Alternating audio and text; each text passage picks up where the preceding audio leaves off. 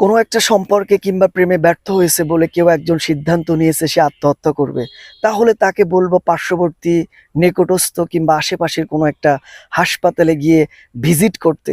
তাহলে সে দেখতে পাবে সেই মানুষগুলো একটুখানি বাঁচার জন্য কিভাবে প্রাণপণ চেষ্টা করতেছে, কিভাবে সৃষ্টিকর্তার কাছে প্রার্থনা করতেছে। তাহলে তার সিদ্ধান্ত সে পরিবর্তন করতে বাধ্য হবে।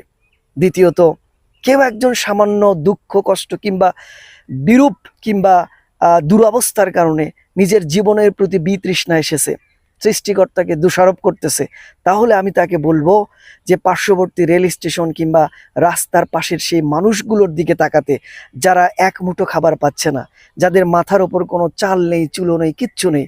তাহলে তার এই বিতৃষ্ণা জীবনের প্রতি এটা উবে যাবে।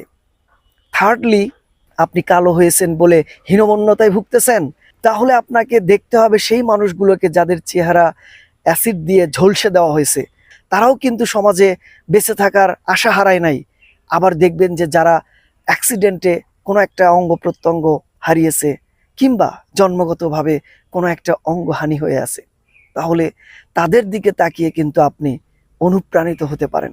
আল্লাহ আপনাকে হয়তো উত্তম রূপে সৃষ্টি করেছেন, হয়তো না 100%।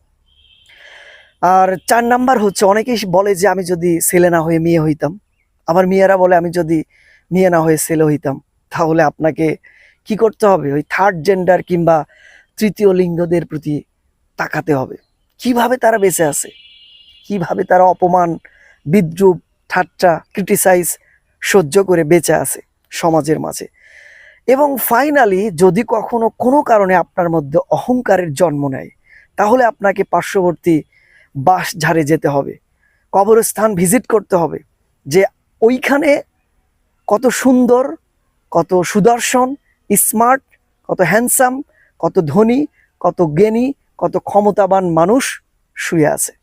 তাহলে অহংকার আপনার বুকে বাসা বাঁধতেই পারবে না।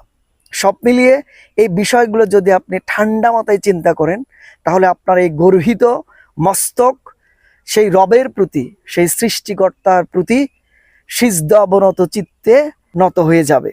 রবের কাছে মাথা লুটিয়ে সে আত্মসমর্পণ করে দিয়ে বলবে, রব, তুমি আমাকে যা দিয়েছো এটা আমার প্রাপ্য না, এটা আমি ডিজার্ভ করি না, তারপরেও তুমি আমাকে দিয়েছো।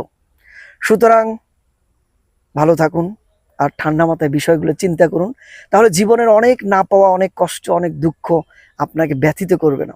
আমি সোহেল ইবনে মাহবুর এতক্ষণ আপনাদেরকে বিরক্ত করবার জন্য ক্ষমা চেয়ে বিদায় নিচ্ছি। আল্লাহ হাফেজ।